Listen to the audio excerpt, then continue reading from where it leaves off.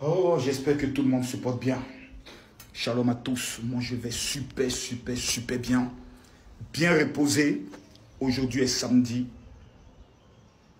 Je viens de voir la marche de l'opposition à Yopougon.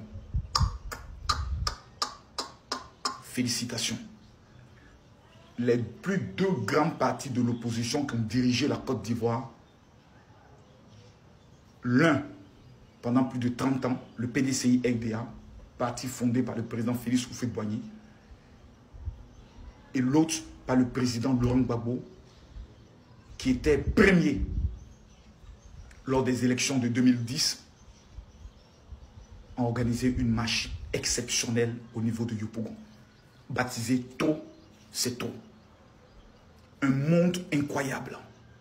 Certaines personnes parlent de 40 000 personnes, d'autres parlent de 60 000 personnes, d'autres parlent déjà de 80 000 personnes, mais il faut reconnaître qu'il y a eu du monde. Il y a eu du monde.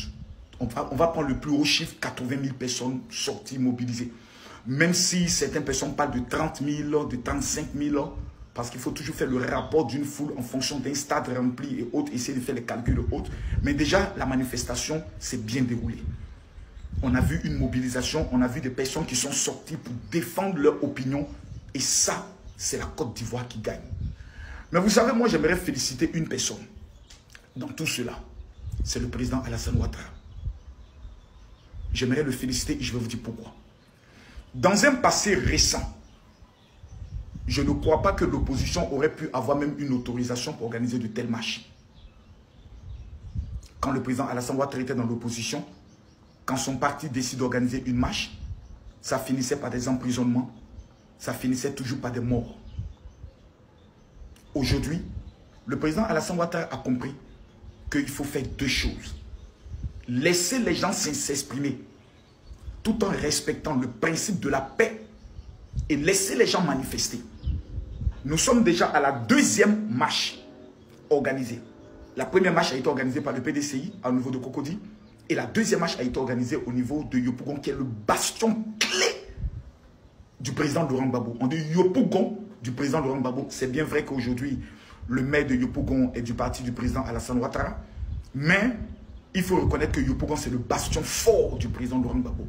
Et voir cette manifestation être organisée au niveau de Yopougon est un symbole fort. C'est le symbole que nous avons en Côte d'Ivoire des personnes qui ont fait le choix de ne pas soutenir le président Alassane Ouattara, mais de soutenir les opposants. Et ça, c'est ça le jeu de la démocratie. Beaucoup de personnes nous ont fait croire qu'aujourd'hui 9, le ciel allait tomber sur la Côte d'Ivoire.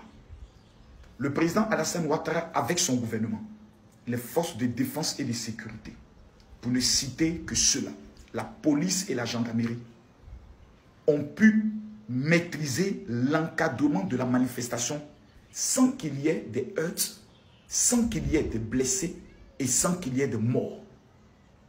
Excellence, Monsieur le Président Alassane Ouattara, félicitations. Félicitations parce que nous avons vu le ciel qui n'est pas tombé sur la Côte d'Ivoire. Beaucoup de personnes sont en train de frayer les Ivoiriens. La manifestation d'aujourd'hui est un signe fort que la Côte d'Ivoire est en train de donner au monde entier. Il y a des pays jusqu'aujourd'hui, même des pays frontaliers, où tous les partis politiques ont été dissous. Toute manifestation de protestation interdite. Dans plusieurs pays dans le monde entier. En Afrique, aucun opposant ne peut organiser une manifestation. En Côte d'Ivoire, on permet que des manifestations et des marches de l'opposition aient lieu. Si ce n'est pas le président Alassane Ouattara, dans son esprit je peux le dire, de bonne gouvernance, c'est des choses qu'on ne peut pas voir. Il y a des présidents, quand ils sont présidents, ils ne veulent même pas qu'on puisse entendre dans leur pays qu'il y a des opposants. Mais le président Alassane Ouattara permet que même les opposants puissent aller dans la commune de Yopougon, qui est la commune la plus populaire de la Côte d'Ivoire, pour leur donner encore plus, parce que c'est là où se trouvent la plupart de leurs militants. Pour dire, on vous amène même dans votre bastion, organisé, fêtez, parlez, dites tout ce que vous voulez, il n'y aura rien. Et cela a été fait aujourd'hui. Excellence, Monsieur le Président, que Dieu vous bénisse. Félicitations à la gendarmerie nationale. Et dans tout ça, j'aimerais féliciter aussi un grand homme. Un homme, si demain on me dit, moi, Camille Makosso, que cet homme est l'héritier politique du président Alassane Ouattara, je serai prêt à mourir pour lui. Le ministre d'État, ministre de la Défense, Téné Brahima.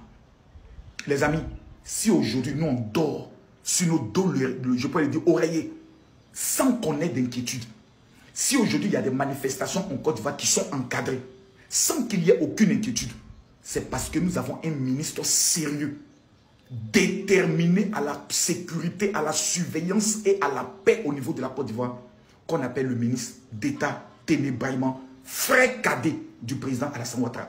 Quand je les vois, ils me font penser directement à la famille Kennedy, qui était une famille politique, qui a sacrifié leur vie pour les États-Unis d'Amérique.